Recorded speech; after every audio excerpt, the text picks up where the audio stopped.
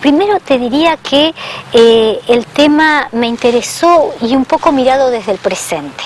Y esto es lo que nos suele pasar como historiadores. Las preocupaciones que uno suele tener cuando indaga el pasado tienen mucho que ver por ciertas problemáticas, temáticas o cuestiones que nos trasvasan en nuestro presente. Y entonces, de algún modo, uno se pregunta por estas circunstancias presentes y a partir de allí hace un juego con el pasado, indaga y problematiza el pasado. Bueno, y a partir de ahí decirte que obviamente el tema de la violencia, el castigo, o si podríamos decirlo de una forma más amplia, las formas de violencia que atraviesa a nuestra sociedad como un todo, de manera abarcativa, general, pero también a las instituciones escolares en particular, es una problemática que hoy por hoy nos acucia. En los archivos uno advierte que del momento en que se denuncia es una preocupación. La denuncia no es algo recurrente, la denuncia es algo que está presente, lo cual eso nos puede llevar a dos cuestiones. Puede que esa denuncia no tenga una frecuencia y no tenga un presentismo y que tenga que ver con el hecho de que eran casos aislados, esporádicos. Puede que también tenga que ver con cierta naturalización de la interacción y de las formas de violencia en la interacción y que en todo caso había una mayor sensibilidad por ciertas formas de violencia. Y acá me acoto a una forma de violencia en la que entiendo que hay una mayor sensibilidad y que tiene que ver con la violencia física.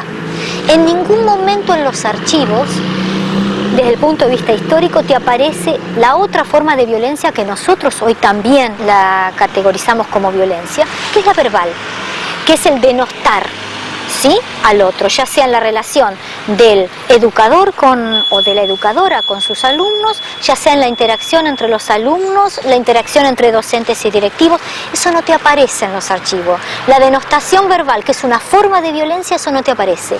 Hay una mayor sensibilización en la práctica de la violencia corporal. Y afinando un poquito más esa forma de violencia corporal, te diría que la mayor sensibilización pasa por la violencia que puedan ejercer los adultos, llámense educadores, directivos, preceptores en la época en la que yo trabajo, hacia los niños. Y esto viene de la mano de dos cuestiones. Viene de la mano de una cuestión en la que, por un lado, desde una nueva corriente pedagógica, se entiende que la autoridad tiene que reposar sobre el saber y no sobre la corporalidad física, no sobre la violencia física, sino sobre la autoridad del saber.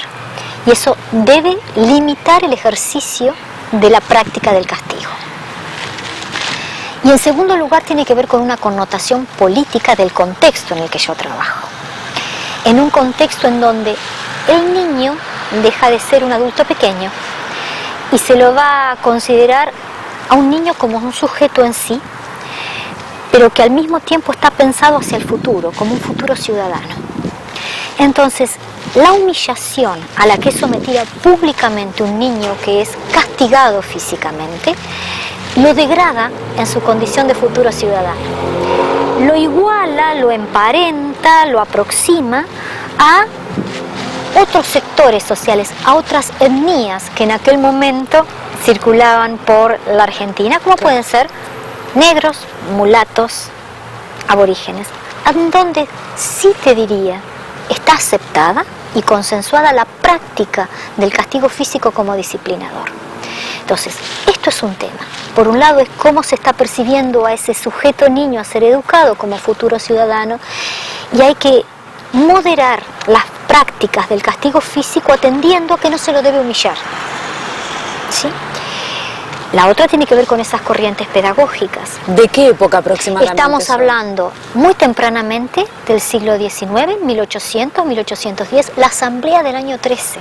Ahora que estamos con la rememoración de los bicentenarios, la Asamblea del año 13 concretamente expresamente prohíbe el castigo físico de azotes en los niños en la escuela. De azotes, no otro tipo de castigo físico, ¿sí? Y luego, en la medida en que vamos avanzando al siglo XIX, nos vamos a ir encontrando que cada vez más la literatura apunta a que se abandone toda forma de castigo físico y además a que los propios padres de familia denuncien a los preceptores que hacen abuso del castigo físico.